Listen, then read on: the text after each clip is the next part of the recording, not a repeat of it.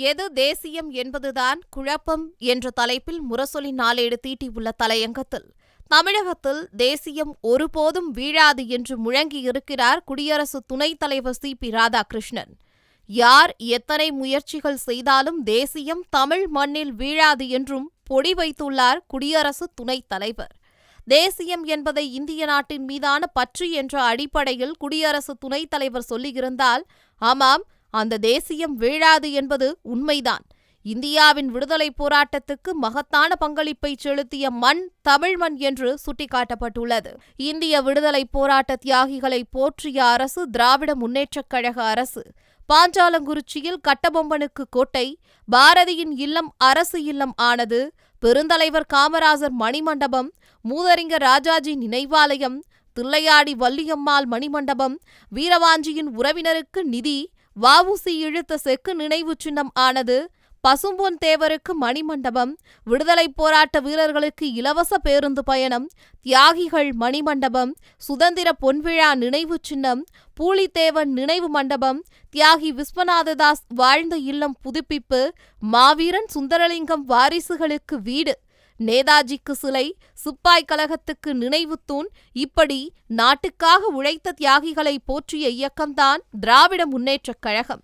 இந்த வரிசையில் இன்றைய திராவிட மாடல் ஆட்சியிலும் தொடர்ந்து தியாகிகளை போற்றி வருகிறார் முதலமைச்சர் மு.க.ஸ்டாலின் என்று முரசொலி பெருமிதம் தெரிவித்துள்ளது. சுதந்திர தினத்தின் 75வது ஆண்டு பெருவிழா வெகு சிறப்பாக கொண்டாடப்பட்டது. செக்கிழுத்த செம்மல் கப்பலோட்டிய தமிழன் வ.உ. சிதம்பரனாரை பெருமைப்படுத்தும் வகையில் 13 அறிவிப்புகள் வெளியிடப்பட்டது. வ.உ.சி. மறைந்த நவம்பர் 18ஆம் தேதி தியாக திருவுருவ நாளாக அறிவிக்கப்பட்டுள்ளது. மகாகவி பாரதியார் மறைந்த நூற்றாண்டின் நினைவை முன்னிட்டு 14 அறிவிப்பு செய்யப்பட்டது.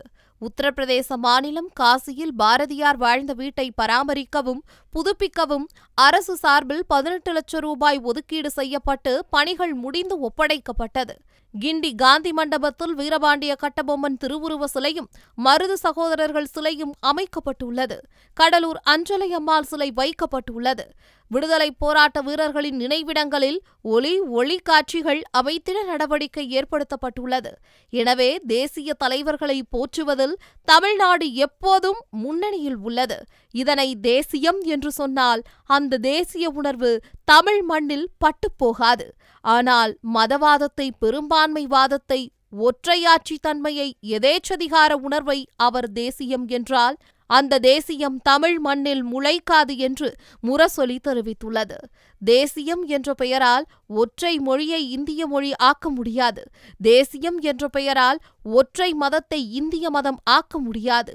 தேசியம் என்ற பெயரால் ஒற்றை பண்பாட்டை இந்திய பண்பாடு என்று ஆக்க முடியாது. தேசியம் என்ற பெயரால் மாநிலங்களை ஒழித்து ஒற்றையாட்சியை நிலைநிறுத்த முடியாது. ஒற்றை மொழி, ஒற்றை மதம், ஒற்றை பண்பாட்டை தேசியம் என்றால் அது தமிழ் மண்ணில் முளைக்காது. கப்பலோட்டிய தமிழன் வ.உ.சி.யையே இத்தனை ஆண்டுகள் கழித்துதான் சி.பி.ஆர். பேசத் தொடங்கியிருக்கிறார். இப்போதுதான் இவர்கள் வ.உ.சி.யை படிக்கத் தொடங்கியிருக்கிறார்கள். தியாகி வ.உ.சி.யை முழுமையாக படியுங்கள். சுயமரியாதை, சமூக நீதிக்காக 1917ஆம் ஆண்டு குரல் கொடுத்தவர் வ.உ. சிதம்பரனார். சீர்திருத்த எண்ணம் கொண்டவர்களால் தொடங்கப்பட்ட சென்னை மாகாண சங்கத்தை உருவாக்கியவர். இதில்தான் வ.உ.சி.யுடன் பெரியாரும் இயங்கினார். 1920ஆம் ஆண்டு திருநெல்வேலியில் நடந்த 26வது சென்னை மாநில அரசியல் மாநாட்டில் வகுப்பு வாரி உரிமை தீர்மானத்தை வ.உ.சி. கொண்டு வந்தார் என்று முரசொலி சுட்டிக்காட்டியுள்ளது. வகுப்பு வாரி உரிமையானது நாட்டில் உள்ள ஒற்றுமையின்மையையும் பகைமையையும் குறைக்க வல்லது என்கிறார் வ.உ.சி.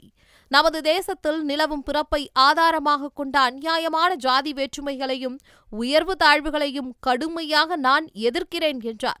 1936ஆம் ஆண்டு நவம்பர் 18ஆம் நாள் வ.உ.சி. மறைகிறார். அதே ஆண்டு மே 3ஆம் நாள் அன்று திருச்சியில் பார்ப்பனர் அல்லாதார் மாநாடு நடக்கிறது. அது தொடர்பாக அனைவருக்கும் ஒரு வேண்டுகோள் கடிதம் அனுப்புகிறார் வ.உ.சி.